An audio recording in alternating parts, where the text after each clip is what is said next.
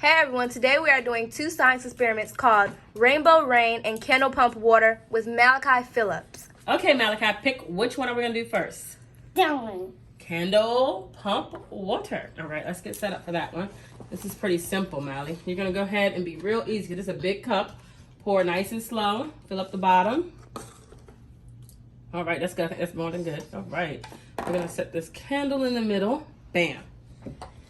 I'm going to do this part, Mally. Put your glasses on and step back. It's going to be a little fire.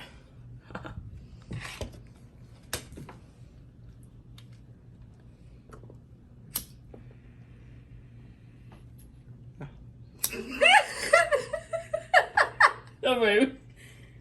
Be careful. Okay.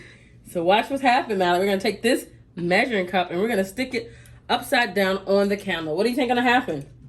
I don't know. Is the flame going to go out? Yeah. Ooh. That didn't... Did water get sucked into the cup? Oh, you see that? Yeah. Try to lift it up. Try to lift the cup up. The cup.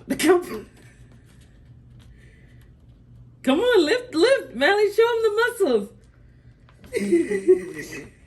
You can't because the water creates a suction. Isn't that neat? Guys,